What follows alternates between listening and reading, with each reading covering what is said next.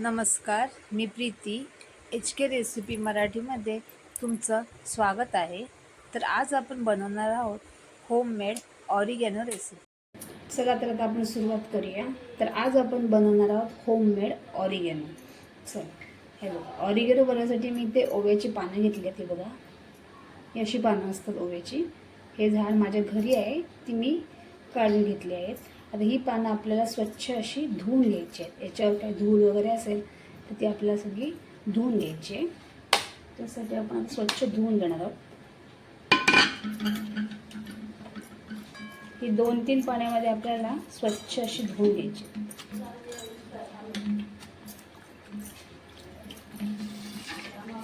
हे बघा, याच्या सगळीकडे धुरला वगैरे असेल तो आपल्याला स्वच्छ असा काढून घ्यायची. आता ही मी स्वच्छ अशी धुवून घेते. आता इथे ही पानं आपण स्वच्छ अशी धुवून घेतली आहेत. हे बघा, आता आपण काय करणार आहोत, आपल्याला सुती कपडा घ्यायचा आहे. कपड्यावर आपल्याला अशी पानं पूर्ण सर्व पुसून घ्यायची स्वच्छ अशी. आपलं पाणी सगळं आपल्याला काढून घ्यायचं आहे.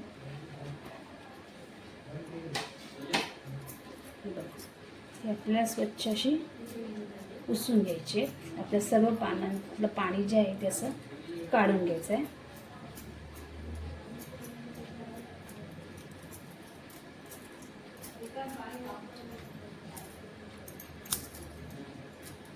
असे आपण पुसून घेणार आहोत.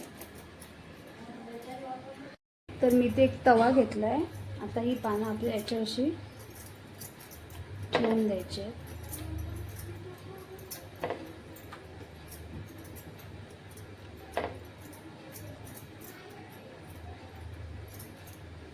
आणि आपल्याला व्यवस्थित अशी याच्यावर अशी सुकून घ्यायची आहेत पूर्णपणे. बघा, आपल्याला गॅस मिडियमच ठेवायचा, एकदम फास्ट नाही ठेवायचा. आणि आपण आता याच्यावर सुकून घेणार. 10-1 मिनटं लागतात. हे असे आपल्या दोन्ही बाजू व्यवस्थित अशी रोस्ट करून घ्यायचे.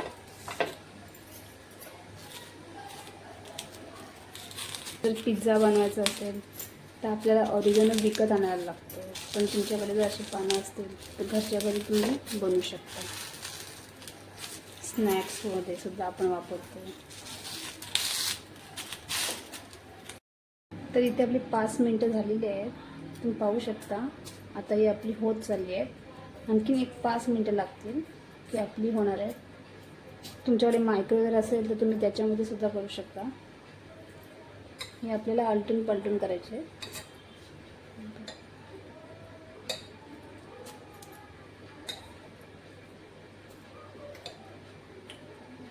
आता ही आपली 5 मिनिटात होणार आहे. तुम्ही पाहू शकता इथेही आपली आता पानं रेडी झाली आहेत. ऑरिगॅनोची पाहू शकता व्यवस्थित अशी आता झालेली आहेत. एकदम कडक झालेली आहेत. हे बघा, तुम्हाला मी दाखवते. बघा,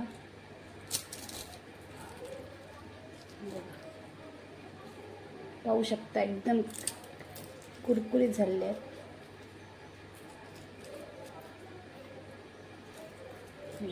आता आपण हे सर्व करून घेणार आहोत.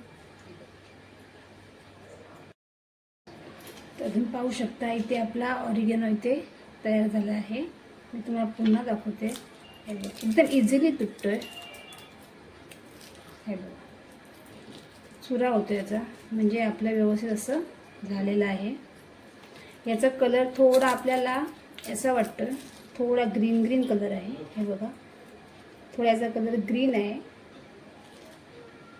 कारण हा फ्रेश आहे म्हणून.